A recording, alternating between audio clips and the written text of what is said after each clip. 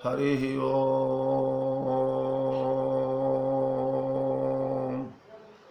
श्रीमन्महागणाधिपतये नमः। श्रीरामः शरणं मम। श्रीगुरुवे नमः। श्रीसरस्वत्यै नमः। श्रीमातृपितृचरणकमलेभ्यो नमः। गणेशहेरम्ब गजाननेति महोदरं स्वानुभवं प्रकाशिन् वरिष्ठ सिद्धि प्रिय बुद्धिनाथ वदन्त एवं त्यजत प्रभीति। ओम नमः परमहंसास्वादित चरण कमल चिन्मकरंदाय भक्तजनमानस निवासाय श्रीरामचंद्राय वंदे विदेह तनया पदपुंडरीकं कैशोर सौरभ समाहृत योगी चित्तम हंतुम त्रितापमनिशं मुनिहंस सेव्यं सनमानिशालि परिपीत पराग पुंजम रामं रामानुजं सीतां भरतं भरतानुजं सुग्रीवं वायुसूनं च प्रणमामि पुनः पुनः।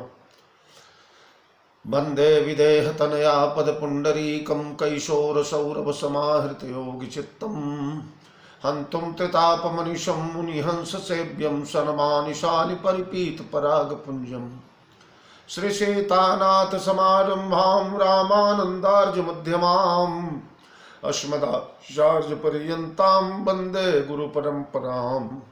अतुलितबलधामं हेमशैलाभदेहं दनुजवनकृशानुं ज्ञानिनामग्रगण्यं सकलगुणनिधानं वानराणां अधीशं रघुपतिप्रियभक्तं वातजातं नमामि। प्रभु समरथ सर्वज्ञ शिव सकल कला गुणधाम योग ज्ञान वैराग्य निधि प्रणत कल्प तरुणाम अपने अपने घरन की सब काहू को पीर तुम ही पीर सब घरन की धन्य धन्य रघुवीर। खल दल बन दावायनल राम श्याम घन मोर रोम रोम में वज्र बल जय जय जय केसरी किशोर। जय कविता के गगन दिवाकर ज्ञान भक्ति के विमल प्रकाश पारिजात के पुष्पयाप हो जय गोस्वामी तुलसीदास। श्री गुरु चरण सरोज रज निज मन मुकुर सुधारी बरनऊ रघुबर विमल जस जोदायक फल चारि। सियावर रामचंद्र की जय श्री हनुमान जी महाराज की जय गोस्वामी जी महाराज की जय श्री राम कथा महोत्सव की जय श्री रामचरितमानस भगवान की जय। मेरे परमाराध्य अकारण करुणा वरुणालय जगत नियंता जगदाधार सर्वतंत्र स्वतंत्र परात्पर परब्रह्म कौशल्यानंद वर्धन भक्त वांछा कल्पद्रुम परमोदार कौशलेंद्र सरकार भगवान श्री रामभद्र जो माँ मैथिली प्रभु चरित्र सुनबे को रसिया पौरुष पराक्रम के पावन प्रयागराज अंजनानंद वर्धन श्री हनुमंतलाल जी महाराज कविकुल चक्र चूड़ामणि साहित्याकाश के दीप्त दिवाकर कविता कानन केसरी काव्य कामिनी कलाकंत हुलसी नंदन गोस्वामी तुलसीदास जी महाराज आप सभी के पावन पादार बिंद में कोटि नमन करता हुआ भगवत चरितामृत का रसास्वादन करने वाले हरिपद रस रसिक परम भाग्यशाली विज्ञ श्रोता बंधुओं भक्तिमयी वात्सल्यमयी अर्चनिया वंदनिया यार देवियों प्रिय बाल गोपाल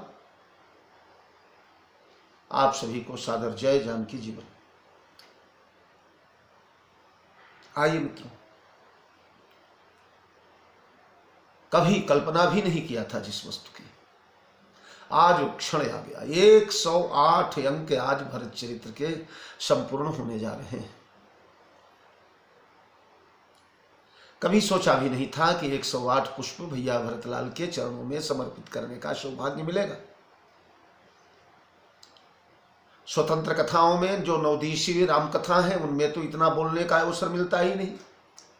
मानस सम्मेलनों वगैरह की एक सीमा रहती है, कुछ विषय निर्धारित रहते हैं, वो भी 5-7 दिन 9 दिन के सम्मेलन होते हैं ज्यादातर। प्रारंभ में जब कथा हम लोगों ने शुरू किया तो चातुर्मास्य की कथाएं होती थी। 4 महीने बारिश के दिनों में देवशायिनी एकादशी से देवोत्थानी एकादशी पर्यंत तब कुछ लंबे विषय बोले जाते थे, पर वो प्रारंभिक जीवन का काल था। अब तो चातुर्मास की कथाएं भी समाप्त प्राय हो गई, तो असंभव था ये।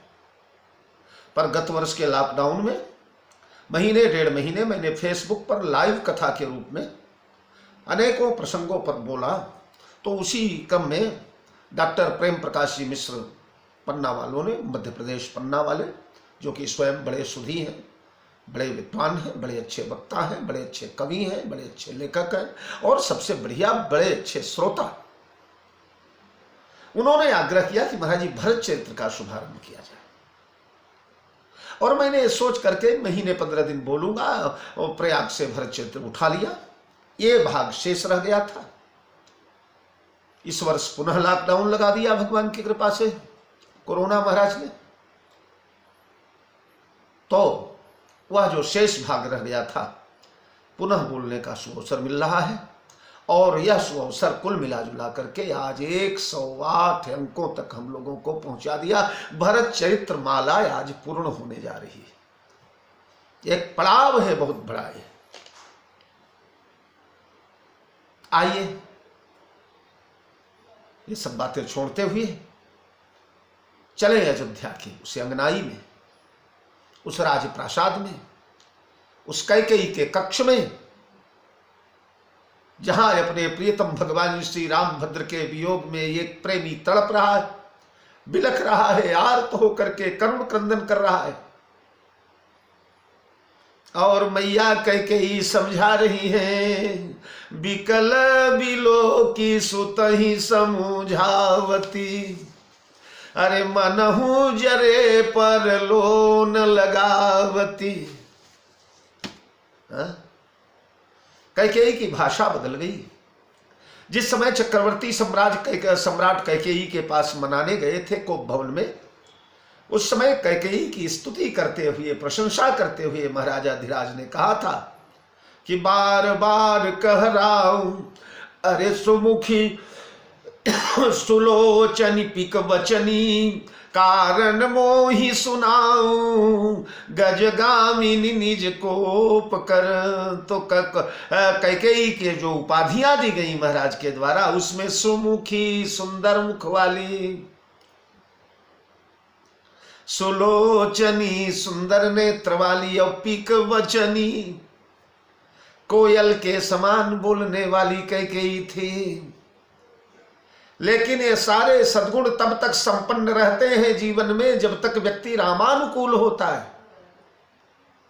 राम के प्रतिकूल होते ही सब बदल जाता है। मित्र करई सतरिपु कई करनी, ताकह विबुध नदी वही तर। जब तक तुम परमात्मा के सन्निकट रहोगे, परमात्मा के समीप रहोगे, भगवान से जुड़े रहोगे, भगवान के हितकारी बने रहोगे, भगवान के पक्षधर बने रहोगे, तब तक दुर्गुण भी, दोष भी गुण के समान हो जाएंगे। दोष और गुण सम का सब कोई। और परमात्मा से पृथक होते ही सारे सद्गुण, अमृत जहर बन जाता है, मित्र महाशत्रु बन जाता है, माता गला दबा करके मारने की तैयारी में लग जाती है, पिता यमराज बन जाता है। कब? जब व्यक्ति राम विमुख हो जाता है, परमात्मा से पृथक हो जाता है, भगवान से अलग हो जाता है। तो पहले सुमुख थी, सुलोचनी थी, पिकवचन थी, गजगामिनी थी, लेकिन अब सारी उपाधियां बदल गई हैं। अरे ला गई कुमुखी बचन शुभ कैसे, मगह गया दिक तीरथ जैसे। कुमुखी हो गई, सुलोचनी थी तो उतर न दे दुशारी सुरूखी, मृगिन चितव जनु बाघिनी भूखी। भूखी बबुक्षित बाघिनी के समान बन करके निहारने लगी। दृष्टि बदल गई, देखना बदल गया। पिक बचनी, कोयल के समान बोलती थी ना। भरत हृदय मन शूल सम पापिनी बोली बैन, अरे जीभ कमान बचन सर नाना, मनहु महीप मृदु लक्ष्य समाना, जनु कठोरपन धरे शरीरु, शिखई धनुष विद्यावर वीरु। बड़े बड़े विषैले बाण चलते हैं इसके जीवा से, इसके बाद वज्र प्रहार करती है। हमारे चक्रवर्ती सम्राट महाराज दशरथ देखिए, अवश्य में वही भोक्तव्यम ज्ञातम कर्म शुभाशुभम, यद्यपि विहितम अभिहितम, अभिहित यानी बिना जाने हुए अनजान में भूलवश महाराज से वो अपराध हुआ था कि निर्दोष तपस्वी श्रवण कुमार पर महाराज ने शब्दवेधी बाण चला दिया था। शब्दवेधी बाण के द्वारा निर्दोष श्रवण कुमार मारा गया। तो उसका परिणाम क्या हुआ जानते हैं? निर्दोष महाराज दशरथ भी शब्दवेधी बाण के द्वारा ही मारे गए। कैकेयी ने शब्दवेधी बाण ही चलाया ना, जानु कठोरपन धरे शरीरु, शिखई धनुष विद्यावरि वीरु। अरे जीभ कमान बचन सर नाना, मनहु महीप मृदु लक्ष्य सम। मृदु लक्ष्य के ऊपर जैसे महीप ने शब्दवेधी बाण चलाया था, आज राजा स्वयं मृदु लक्ष्य बन गए और कैकेयी शब्दवेधी बाण चलाने लगी। कर्म का को न कछ सुख दुख कर दाता, निज कृत कर्म भोग सब भ्राता। तो कैकेयी, आज कैकेयी के वचन कैसे हैं?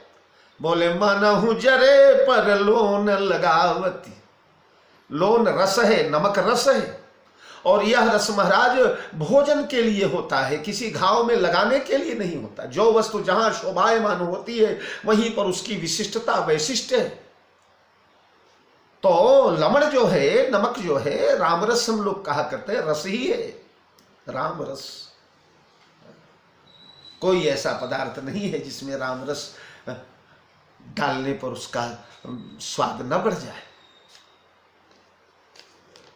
पर वह रामरस पदार्थ में ही डाला जा सकता है, भोज्य वस्तु में ही डाला जा सकता है, शरीर में नहीं डाला जा सकता।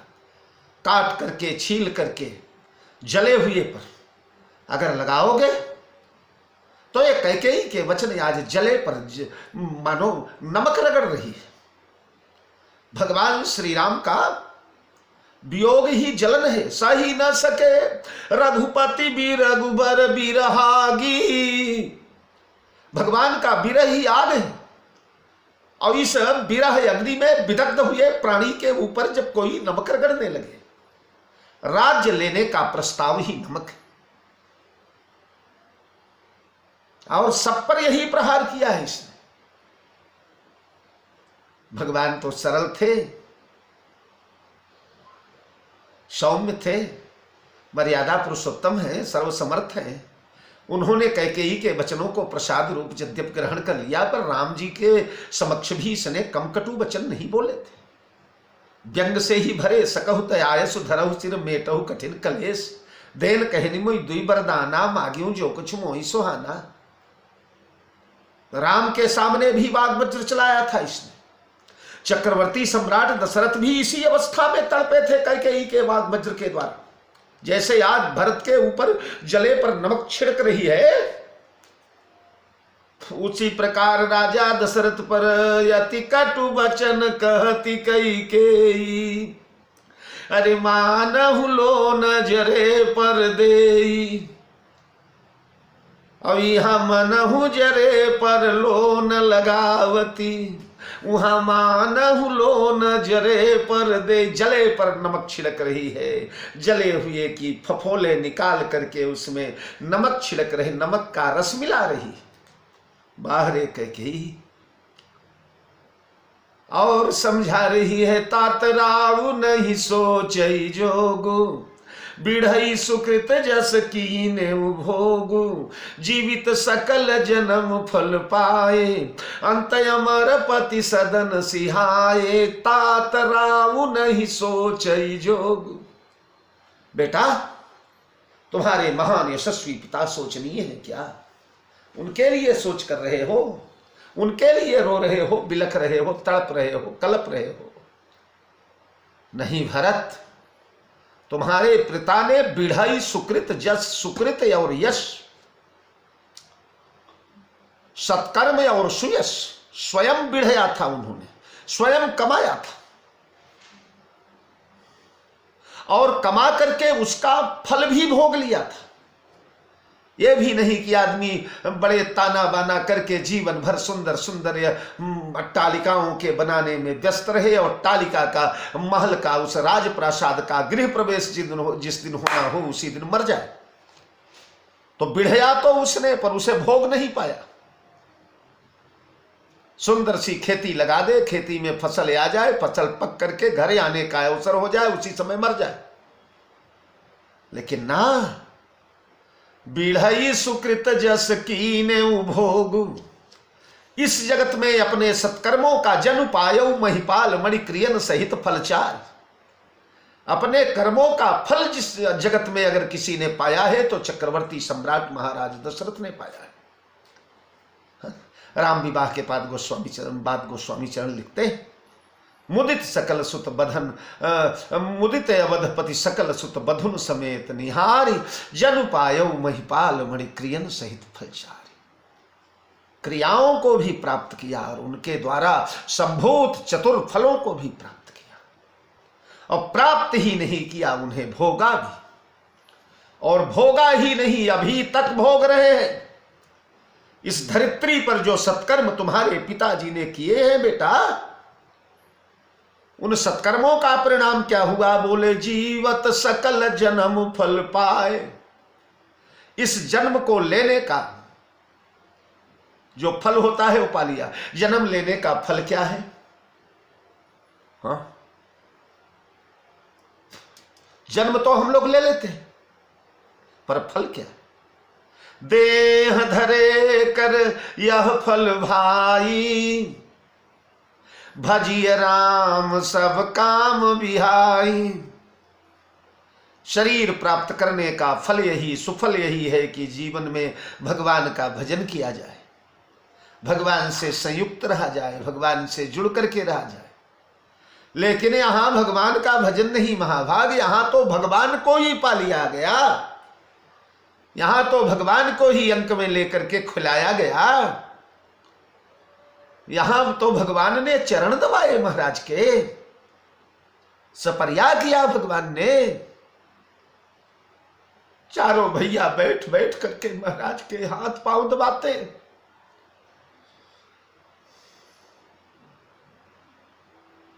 ये है सकल जन्म फल पाए। भोग सारे मिले, भगवान मिले, सुयश मिला, सत्कर्म मिला, कभी पाप की ओर महाराज की दृष्टि नहीं गई, और मरने के बाद अंत अमरपति सदन सुहाय। अमरपति सदन में गए। अच्छा, अमरपति सदन में क्यों जाता है आदमी? जीवित सकल जन्म फल। यहां तो भोग भोगे, बिढ़ई सुकृत जस कीन्हे भोग, वहां किस लिए गए? पिछले जन्म में भी वहीं गए थे, जब मनु शत्रुपा काल में तपस्या किया नैमिषारण्य में 23,000 वर्ष तक, जिसमें बरस सहस दस त्यागे सो ठाढ़े रहे एक पद्दो। तब भगत बचल प्रभु कृपा निधाना, विश्ववास प्रगटे भगवान। लंबी वार्तालाप है, विषयांतर नहीं करूंगा, केवल मूल बात मैं बता रहा हूं। पुत्र के रूप में भगवान को मांगा। धन्य हो अवधेश, मांगना कोई सीखे तो हमारे महाराज मनु से मांगना सीखे। देने वाला सब समर्थ है और सब कुछ देने के लिए तत्पर है। सकुच बिहाई मांगु निपमोही, मोरे नहीं अदेय कछु तो ही। हे राजन, सकुच बिहाई मांगु नृप मोही, सारे संकोच का परित्याग करके मुझसे मांग लो। या कई विद्वान तो कहते हैं मांग नृप मोही, मुझे मांग लो राजन, मेरे को मांगो।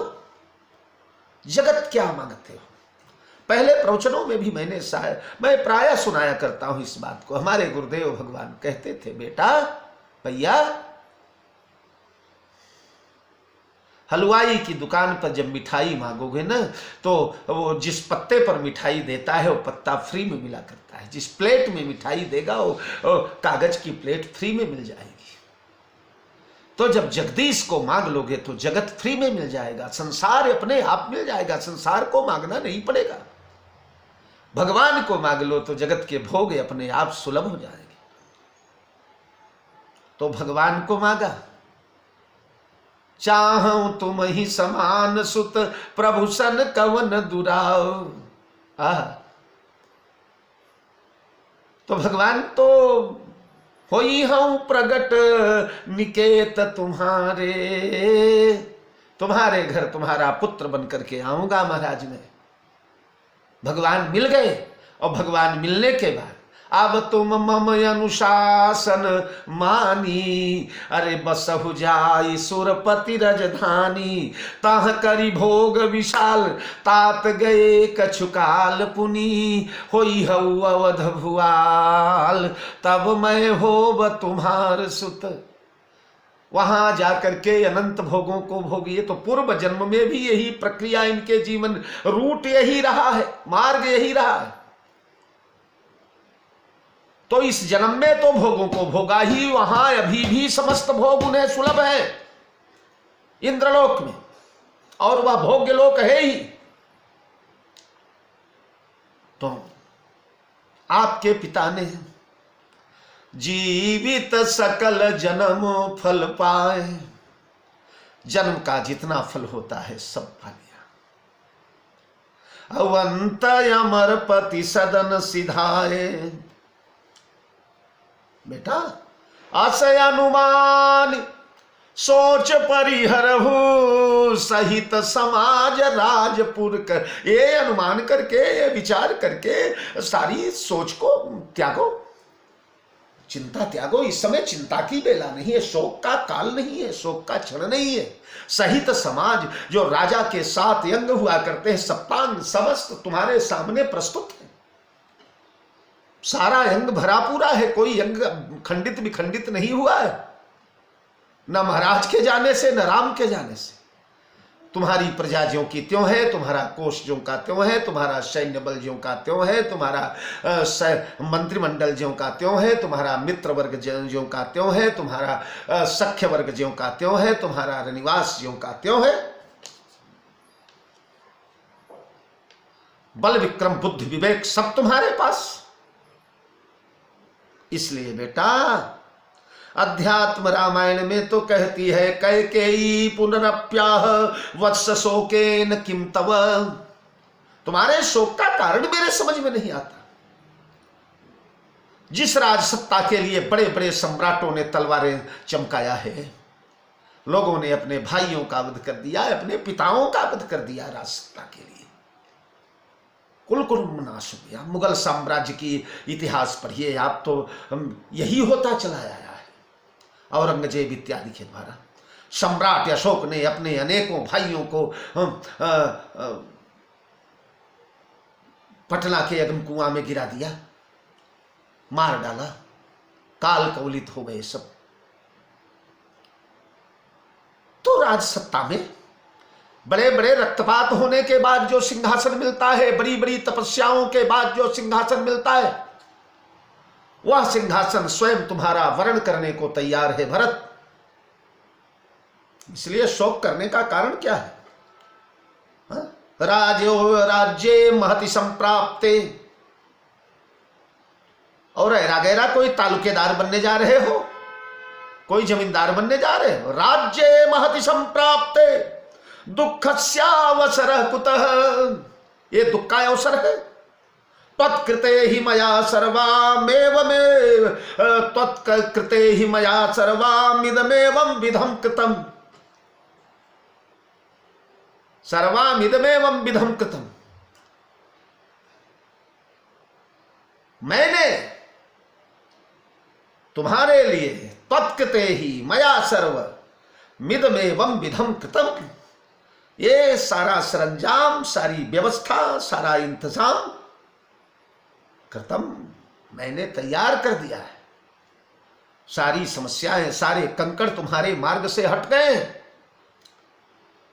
इसलिए राज्ये महति संप्राप्ते दुःखस्यावसरः कुतः, इस समय दुख का अवसर नहीं है बेटा। वत्स शोकेन किम तव, हे पुत्र क्यों शोक कर रहे हो। आशयानुमानी सोच परिहरहु, अरे सहित समाज राजपुर करेऊ, सुनी सूठी सहमेऊ राजकुमारू, पाके छत जी मिला गए अंगारू। सुन करके राजकुमार सहम गए, प्रकंपित हो गए, जैसे किसी मृग के सामने सिंघिनी ने गुर्राया और कांप गया। सहमेऊ राजकुमारू, पाके छत जी मिला गए अंगार, जैसे पके हुए छत में, छत माने फोड़ा फोड़ा व्रण, कोई व्रण है पक गया है, तो व्रण क्या है, फोड़ा क्या है, बोले पिताजी की मृत्यु ही फोड़ा, पिताजी के मरण का जो दुखद समाचार है यही व्रण है। और भगवान श्री राम का वनवास ही उस व्रण में पका हुआ पस है, मवाद है। और कैकेयी के द्वारा राज्य लेने का जो लोभ दिखाया जा रहा है यही अंगार का लगाना है। अंगार देखने में भले ही चमकती हो, बड़ी ही सुंदर हो, बड़ी ही अंधकार दूर करने वाली हो, लेकिन फोड़े के लिए सुंदर नहीं है। पके हुए फोड़े पर जब अंगार कोई फाड़ करके लगाएगा तो उस रोगी का प्राण चला जाएगा, जी नहीं पाएगा। सोनी सूठी सहमेऊ राजकुमारू, पाके छत जी मिलाग अंगारू, धीरज धरी भरी ले ही सांसा, पापिनी सब ही भांति कुल नासा। लंबी लंबी सांस लेने लगे। हे पापिनी, तूने सब प्रकार से मेरे कुल का नाश कर दिया, कुलांगार हो गई रे। हा? कुलांगार हो गई कैकेयी, पूरे वंश को निर्मूल करने पर तुल गई तू।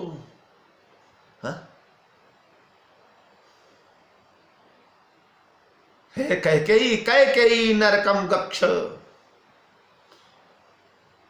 तू नरक जा।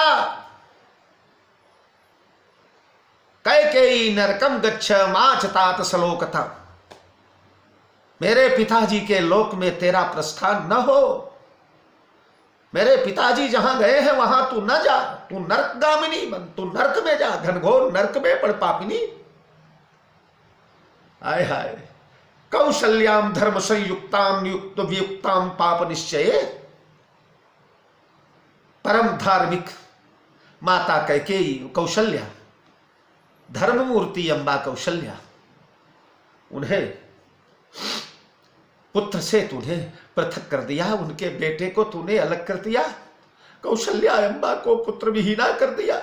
वो साध्वी, वो तपस्विनी जो जीवन भर तेरे और तेरे पुत्र के मंगल की कामना करती थी। शैशव काल में भगवान जाते थे कौशल्या के अंक से लग करके, मैया मैया मैया, कहने लागे राघव मैया मैया। मैया मुंह पर हाथ रख देती हैं राम के और कहती है, मेरे रघुलाल, मेरे प्राण प्यारे, मेरे नैनों के तारे, मेरे जीवन धन, मेरे रघुलाल बेटा, मुँह से कहत मैया, मैं कहूं न तोरी मैया। मुँह से कहत मैया, मैं कहूं न तोरी मैया, बलैया जाऊं भैया तोरी मैया कैकेयी, बलैया जाऊं भैया तोरी मैया कैकेयी। ए लाला बलिहारी जाऊं, तुम्हारी मैया तो कैकेयी है मेरे लाल, मेरे प्राण, मेरे जीवन, मैं तुम्हारी मैया नहीं हूं। आज तक जिसने राम से अधिक मुझे सम्मान किया है,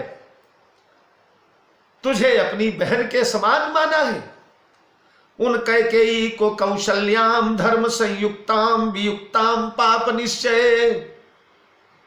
पापिनी, तूने उन कौशल्या का कितना बड़ा मंगल किया। पुत्रहीना, एक ही पुत्र था उन्हें। वाल्मीकि रामायण में भैया भरतलाल ने एक कथा सुनाया कैकेयी को। हे अभागिनी, एक बार देवराज इंद्र कहीं जा रहे थे, उसी समय स्वर्ग में खड़ी हुई देवी कामधेनु ने, सुरभि ने धरती पर देखा तो उनके पुत्र जो वृषभ हैं, बैल जो है, गर्मी के दिनों में जेठ वैशाख का महीना, एक किसान उन बैलों को जुए में नाद करके खेत जोत रहा है। बहुत भार डाला है उन पर, उनसे चलते नहीं बन रहा है, भूखे प्यासे हैं, तड़प रहे हैं, श्रमित हो गए हैं, थक गए हैं। उन पुत्रों की दशा देखकर, उन अपने बैलों की दशा देख करके सुरभि माता भगवती कामधेनु रो पड़ी, रोई है जब पुत्रों की दशा देख करके। तो उनके आंखों से जो अश्रुबिंदु झरे हैं, नीचे से इंद्र जा रहे थे, ऊपर रो रही थी वो, इंद्र के ऊपर वह अश्रुबिंदु झरे। सुगंधित अश्रुबिंदुओं से पूरा वातावरण भर गया। इंद्र ने कहा, ये दिव्य सुगंधमयी बूंदे कहां से आई? ऊपर देखा तो सुरभि देवी रो रही। इंद्र ने पूछा, देवी माते कामधेनु आप क्यों रो रही हैं? गौ माता ने कहा, इंद्र देवता ये देखिए क्रूर किसान, क्रूर व्यक्ति मेरे पुत्रों को, जिन पुत्रों को मैंने जन्म दिया है, उन पुत्रों को मार रहा है, उन्हें पीट रहा है, उन्हें प्रताड़ित कर रहा है। भूखे प्यासे कांपते हुए मेरे बेटों से बोझा नहीं ढोया जा रहा है, फिर भी बलात् उनसे यह कर्म करवा रहा है। अपने पुत्रों की वेदना देख करके मैं तड़प उठी। तब इंद्र ने कहा कि ओहो, इस स्त्री को जगत में सबसे अधिक प्रिय अगर कोई होता है तो पुत्र होता है, पुत्र प्राण ही होता है उसका। हे अभागिनी कैकेयी, सुरभि देवी के तो हजारों पुत्र हैं जगत में, जितने वृषभ हैं सब उन्हीं से प्रकट हुए। हजारों पुत्रों की माता अपने पुत्र के वियोग में इस तरह से तड़प रही थी। तो एक पुत्राच साध्वी च विवत्सेयं त्वया कृता, एक पुत्राच साध्वी च विवत्सेयं त्वया कृता। जो एक पुत्र है, एक ही पुत्र है जिनको, जो परम साध्वी है, उन्हें विवत्सेयं त्वया कृता, तेरे द्वारा विवत्स कर दिया, विवत्सा कर दिया गया। उनके पुत्र को उनसे पृथक कर दिया गया। तस्मात् त्वं सत्तं दुःखं पापिनी, तस्मात् त्वं सत्तं दुःख प्रेत्य चेहन लप्स्यते। जा अनंत दुख की भागिनी बन तू, दुखम प्रेत्य चेह न लप्स्यते। कैकेयी उस माता को, एक पुत्र वाली माता को, एक पुत्राच साध्वाच विवत्सेयं त्वया कृतं तस्मात् त्वं सततं दुःखं प्रेत्य चेह न लप्स्यसे। सुख नहीं मिलेगा तुझे। हे कैकेयी, तूने सब प्रकार से मेरे कुल का नाश कर दिया। धीरज धरी भरी ले ही उसासा, पापिनी सब ही भांति कुल नासा। हे पापिनी, सब प्रकार से मेरे कुल की नाशनी बन गई, कुलांगार बन गई, कुल का विनाश कर दिया तूने। जब पे कुरुचि रही अति तो ही, जनमत काहे न मारे सिमोही। अगर तेरे अंदर इतनी ही कुरुचि थी, इतना ही तेरे अंदर स्वार्थ भरा हुआ था, इतनी स्वार्थ लिप्सा थी, ऐसी पाप परायणा थी, अगर मेरे जीवन में राम विरोधी होने का कलंक ही लगाना था तुझे, तो जन्म लेते ही मुझे मार क्यों नहीं डाला? हाँ, जन्मा उस समय असमर्थ था मैं, तेरा कुछ विरोध भी नहीं कर सकता था। उसी समय मार दिया होता, विषप्राशन करवा दिया होता, गला दबा दिया होता। कम से कम आज कहने का मतलब यह कलंक जो लग रहा है, यह भरत को जहर पीने से ज्यादा भयंकर लग रहा है, मृत्यु से ज्यादा पीड़ा हो रही है।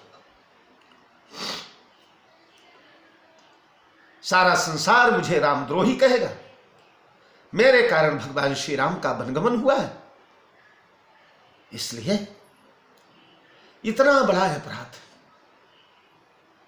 शैशव काल में अगर मर गया होता तो जीवन में यह विपदा न झेलना पड़ता, न दुख देखना पड़ता, यह कलंक न भोगना पड़ता जगत में।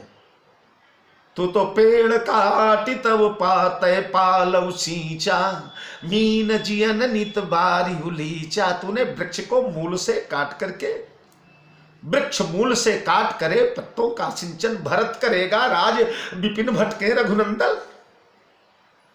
हमारे श्री सीताराम भूखे प्यासे पेट की ज्वाला जलती हुई वन में भ्रमण करेंगे, जंगल में घूमेंगे और भरत सिंहासनारूढ़ होकर जगत के भोगों को भोगेगा, राजभोग स्वीकार करेगा। श्री राम इस सूर्यवंश के वृक्ष है, वैसे भी संसार बिटप नमाम है। भगवान बिटपी वृक्ष है, संसार वृक्ष है, जिनमें हम लोग नाना प्रकार के पत्तों के समान, फलों के समान, शाखाओं के समान, अंकुरों के समान, नाना प्रकार के जगत के समस्त जीव जगत जो है उसमें संलग्न है वृक्ष भगवान श्री राम। वह वृक्ष जब पुष्पित होगा, वह वृक्ष जब सिंचित होगा, उसका कोई अभिसिंचन करेगा, उसमें जल डालेगा तो समस्त पत्ते यानी सारा जगत जो है वो सुखी होगा।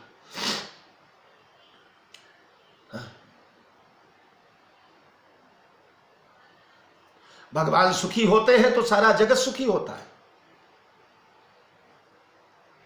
इसीलिए भगवान का भोग जब लगा दिया जाता है तो सारे जगत के भोजन कराने का पुण्य प्राप्त होता है जीव को। तो उस वृक्ष को तो तूने काट दिया और उसका पत्ता बचा भरत। अब भरत को राज्य रूपी जल डाल करके सिंचित करके इसे हरा भरा रखना चाहती। ऐसा कभी हुआ है जगत में?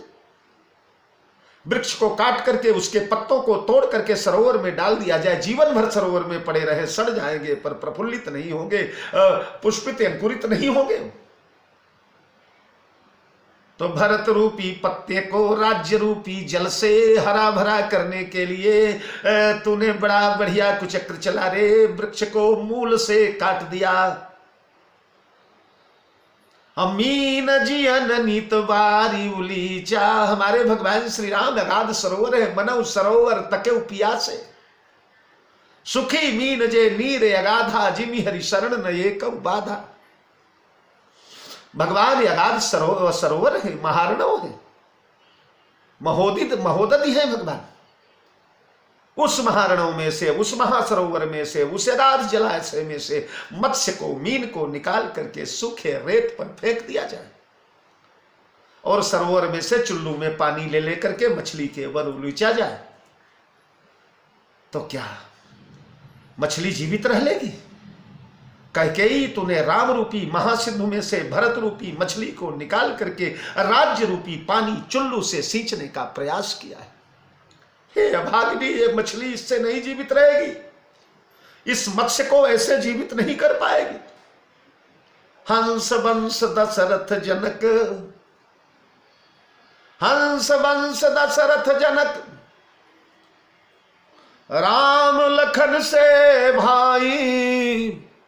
जननी तू जननी भई, विदिशन कछु न सहाय। रे विडंबना मेरे भाग्य की। हंस वंश दशरथ जनक, सूर्य वंश जैसा वंश मिला। ऐसा वंश धरती पर त्रिभुवन में कोई हुआ है? धन्यो वंशो रघुकुल भवा, यत्र रामावतारः। धन्या अयोध्या दशरथ निपः, साच माता च धन्या।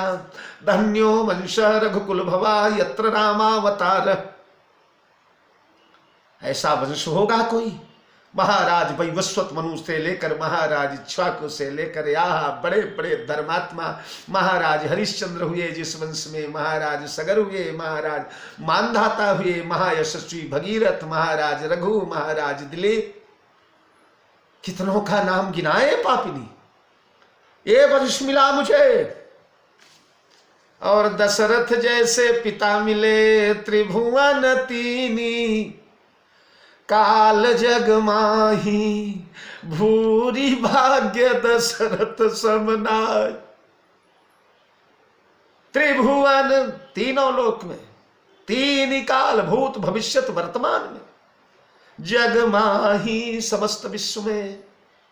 भूरि भाग्य दशरथ सम नाही। हमारे यहाँ भूरि शब्द जो 2 अक्षर का है ना, भूरि, और महाराज किसी के प्रशंसा के संबंध में शब्दों की बड़ी बड़ी मीनार खड़ी करने आप, बड़ी बड़ी अट्टालिकाएं शब्दों की खड़ी करने पर 2 अक्षर का जो शब्द है इसका मुकाबला कोई नहीं करेगा। मैं आपकी भूरि भूरि प्रशंसा करती हूँ। भूरि भाग भाजन भयूं तो ही समेत बलि जाऊं, त्रिभुवन 3 काल जग माही। भूरि भाग्य दशरथ सम नाही, मंगल मूल राम सुत जासु।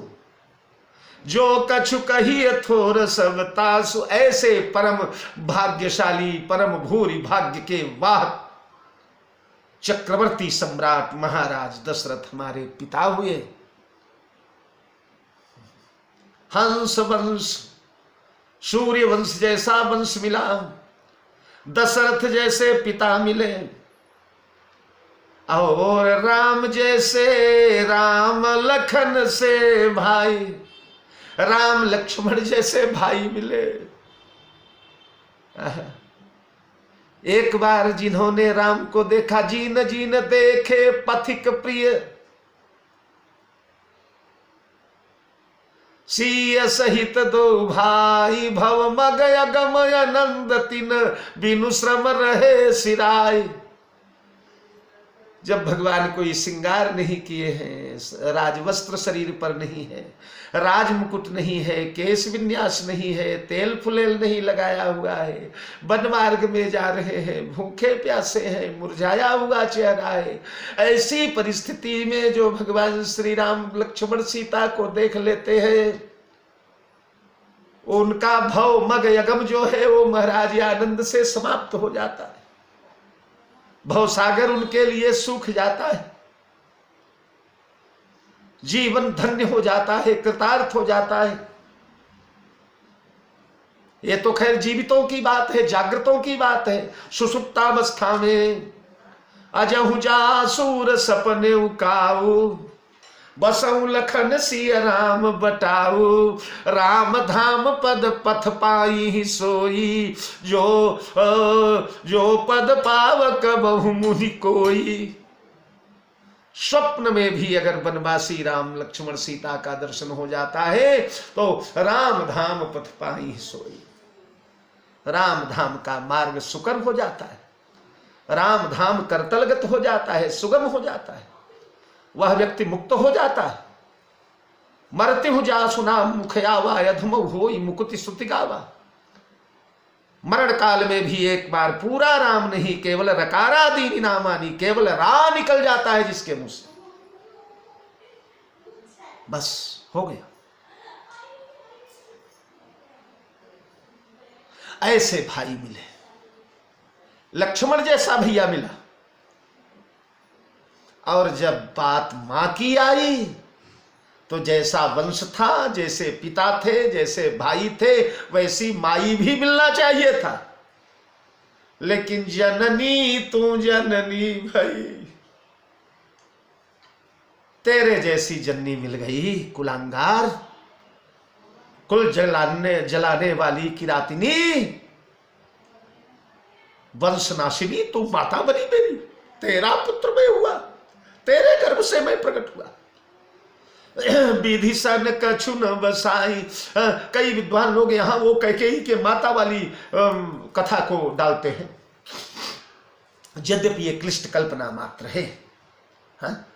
बोलते हैं लोग कि जन्नी तू जन्नी भई, विधि सन कछु, हंस वंश दशरथ जनक, सूर्य वंश जैसा वंश मिला, दशरथ जैसे पिता मिले, राम लक्ष्मण जैसे भाई मिले। लेकिन हे जननी, तू अपने जननी पर चली गई, तू हमारे पिता और भाइयों जैसी नहीं हो पाई, सूर्य वंश में नहीं सम्मिलित हो पाई, तू कैकेयी वंश में सम्मिलित होकर अपने जननी जैसा कर्म तूने कर दिया रे। तो इसकी जननी का कर्म तो आप लोगों को शायद परसों या नरसों मैंने संकेत रूप में सुनाया था कि जिरंभ नाम के जिस पक्षी की बोली महाराज अश्वपति को समझ में आती थी, ऋषियों ने बताया था कि पशु पक्षियों की बोली समझ में आएगी। और एक दिन कुछ वो बोला तो महाराज हंस दिए तो ये पूछने लगी कि आप हंसे क्यों? अब बोली तो समझ में आती है, पर शर्त यह है कि अगर किसी को बता दिया कि क्या बोला इस पक्षी ने, तो तुरंत सिर फाट जाएगा, मर जाओगे। राजा ने कहा मैं मर जाऊंगा, तो ये बोली मर जाओगे तो भले मर जाओ, लेकिन हमें बताओ। और जब बहुत प्रयास राजा ने किया, रानी नहीं मानी। राजा ने सोचा अब मेरा प्राण सत्य की जीवन ले ही मोरा, मेरा प्राण ले ही लेगी। तब महाराज ने इसे प्रताड़ित किया, दंडित किया और महाराज महल से निकाल दिया। बस होश ठिकाने आ गए। तो जन्नी भाई, तू तो अपने मैया पर चली गई, पर हमारे पिताजी तेरे पिता पर नहीं जा पाए हैं। तेरे पिता ने तेरी मैया को जैसे प्रताड़ित करके भगाया था, वैसा हमारे पिताजी ने। अच्छा एक बात तो बताइए, अगर वो जो लोग कहते हैं कि एक कहीं भल भूप न कीना, बर विचारी नहीं कुमति ही दीना, जो लोग राजा पर दोष लगाते हैं वो यही कहते हैं कि राजा अगर उस समय थोड़ा कड़े हो गए होते, राजा ने थोड़ा स्ट्रांग कदम उठा लिया होता। तो ये बताइए, जिस समय कोप भवन में कैकेयी ने 2 वरदान मांगे, तो कैकेयी के 2 वरदान मांगते समय वहां कितने पत्रकार खड़े थे, कितने टीवी चैनल थे, कितने संपादक लोग बैठे थे, कितने गवाह लोग, अकेले राजा अकेली रानी। उस समय राजा ने अगर थोड़ा आवेश ला दिया होता, क्रोध ला दिया होता, रानी की भर्त्सना कर दिया होता, रानी को प्रताड़ित कर दिया होता, दंडित कर दिया होता। राजाओं ने रानियों को भी महलों से निकाला, इतिहास भरा पड़ा हुआ है। जो रानी अपने मार्ग से च्युत हुई, राजाओं ने उसका परित्याग कर दिया, और राजा दशरथ ने भी किया परित्याग। लेकिन तीर कमान से निकल जाने के बाद परित्याग किया, वचनबद्ध हो जाने के बाद, अरे जब लगी जियाऊ कहूं कर जोरी, तब लगी जन कछु कहे सी बहोरी, लोचन ओट बैठू मुंह गोई, कीन्हे सियस जस करई न कोई। चल मेरी नेत्र से दूर हो जा, जब तक जीवित रहूं तेरा स्वर मेरे कर्ण कुहरों में नहीं आना चाहिए। ये त्याग नहीं तो और क्या है। आज की भाषा में राजा ने परित्याग कर दिया, तलाक दे दिया रानी को। कंबन रामायण में तो महाकवि कंबन कहते हैं, राजा ने वशिष्ठ को बुला करके कहा, महात्मन मेरी मृत्यु हो जाने के बाद, जो कि अवश्यंभावी है, सामने दिख रही है, मैं मरूंगा। मेरे मर जाने के बाद इस पापिनी कुटिला कैकेयी का पुत्र ननिहाल से आएगा, और जब आएगा तो उस भरत को मेरे शव में हाथ न लगाने दिया जाए, मेरे शव का स्पर्श न करने दिया जाए। भरत भी वाल्मीकि रामायण में कहते हैं, पापिनी तू जहर खा ले, धकती हुई अग्नि के अंगार में कूद जा, तू नरक चली जा, लेकिन हमारे पूज्य पिता के लिए रोना मत। तू मेरे पिता के लिए तेरे आंसू नहीं बहना चाहिए। अगर रोना ही है तो अपने बेटे के लिए रो, आज से तेरा बेटा तेरा नहीं रहा, तुझे त्याग दिया भरत ने। तो अगर उस समय राजा ने ऐसा कर दिया होता, बर विचारी नहीं कुमति ही दीना, उसी को भवन में राजा अगर भड़क गए होते तो सब काम सुधर जाता। लेकिन हमारे पिता तेरे पिता जैसे नहीं बन पाए, और तू अपने मां जैसी बन गई। जन्नी तू जन्नी भई विधि संकट बसाए। ये यद्यपि क्लिष्ट कल्पना है, पर पुराने कई कथावाचक लोग इसको प्रयोग करते रहते हैं, और भगवान की कथा में तो सब चलता है। निज निज मति मुनि हरि गुण गावै। अपने अपने मति से ध्यान दीजिए, मैं जो कह रहा हूं मात्र यह ही राम कथा नहीं है, बल्कि यह भी राम कथा है। इति वेद बदंत न दंत कथा। वेद बदंत कथा एक होती ही है जो कि प्रामाणिक है, स्वीकार्य है, पर हमारे देश में दंत कथाएं भी चलती रही, और वह दंत कथाएं हमारे बाप दादाओं ने उनके बाप दादाओं से सुना, उनके बाप दादाओं ने उनके बाप दादाओं से, उनके बाप दादा, ऐसे पीढ़ी दर पीढ़ी वंशानुगत कई कथाएं जो कि ग्रंथों में उपलब्ध न होने के बाद भी हमारे यहाँ चलती रहती हैं। और हरि अनंत हरि कथा अनंता की व्यापक परिधि में उन कथाओं को भी प्रणाम किया जाता है। तो सूर्य वंश जैसा वंश मिला, दशरथ जैसे पिता मिले, राम लक्ष्मण जैसे भाई मिले और तेरी जैसी क्रूर हृदया निर्दयी सांपिनी नागिन जैसी माता मिल गई। ये विधि का विधान है, जब ते कुमत कुमत जी ठयो, खंड खंड होई हृदय न गयो। हे पापिनी, जब यह दुर्बुद्धि तेरे अंतःकरण में आई, दुर्बुद्धि क्या, भगवान श्री राम के वनवास की दुर्बुद्धि, यह कुमति जब तेरे अंतःकरण में आई तो खंड खंड होई हृदय न, तेरे हृदय को खंड खंड हो जाना चाहिए। क्योंकि राम वनवास क्या है? राम वनवास नगर व्यापी गई बात सुतीछी, अरे छुअत चढ़ी जनु सब तनु बीछी। राम वनवास ही बीछी, और वैसी विषैली बीछी जब तेरे हृदय में बसी,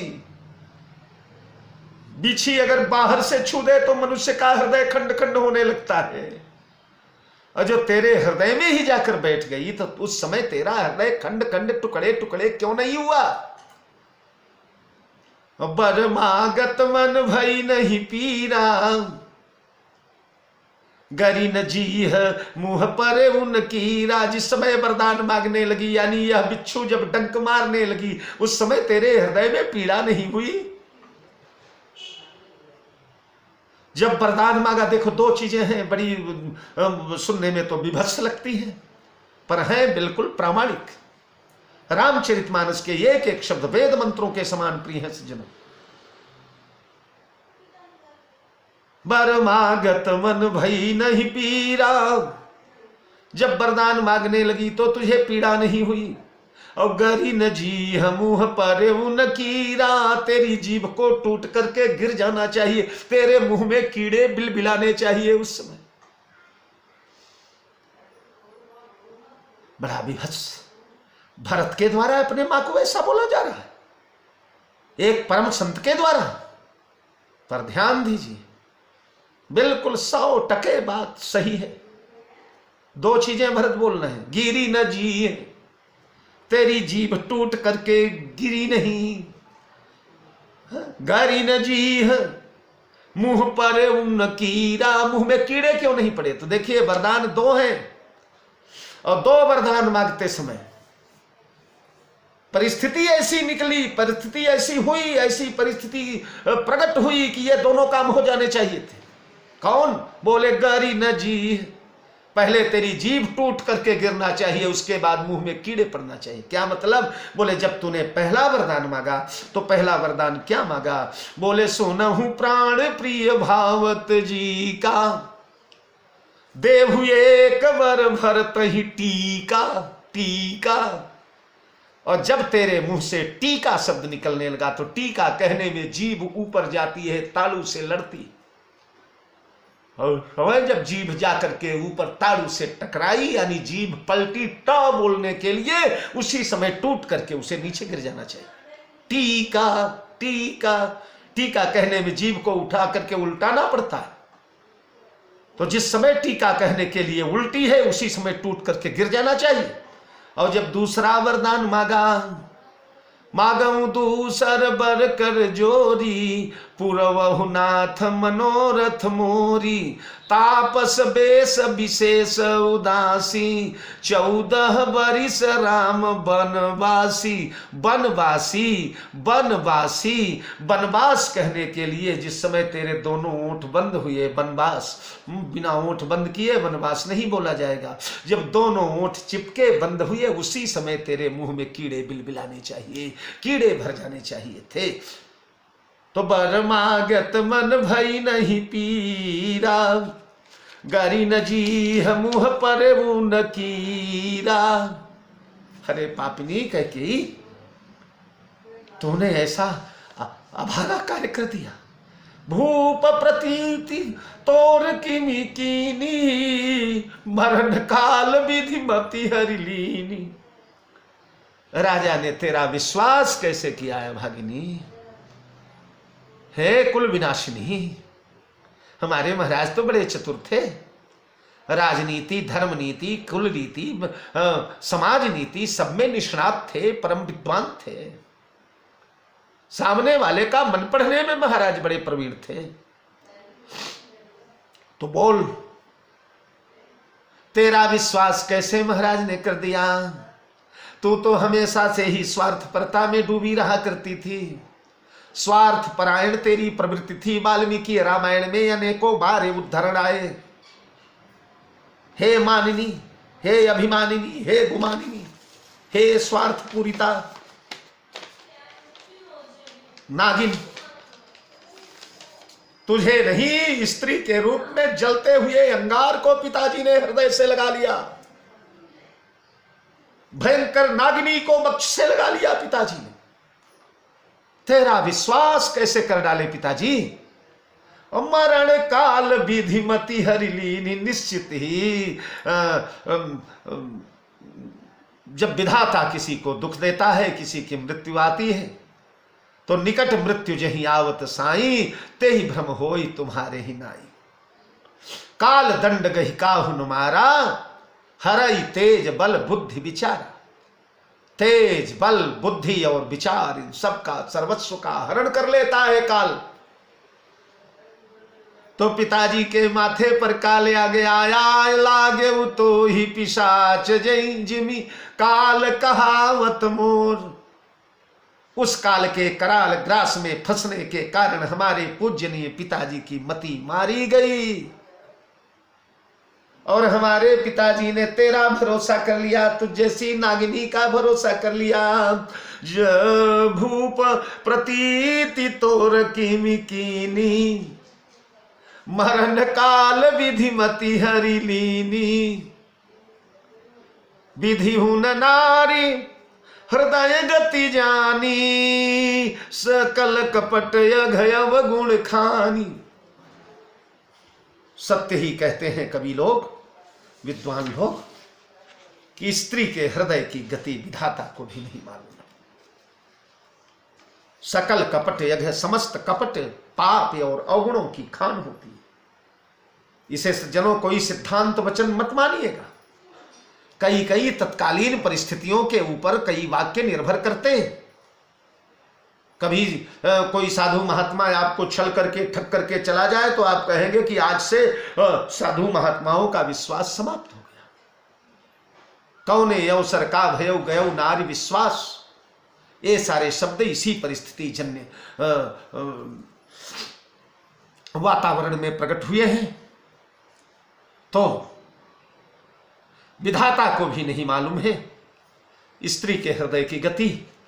तेरा भरोसा पिताजी ने कैसे कर लिया? पिताजी की मृत्यु निकट आ गई थी, इसलिए विधाता ने मति मंद कर दिया, उनकी मति को हरण कर दिया। और ऐसा कह करके पछाड़ खा करके गिरे, आर्तनाद करने लगे। आगे जो भर्त्सना कैकेयी की हुई, कल के प्रवचनों में आप लोगों के समक्ष रखने का प्रयास किया जाएगा। आज बस इतना ही। यहीं से आप सभी को सादर जय जानकी जीवन। बहुत बहुत धन्यवाद।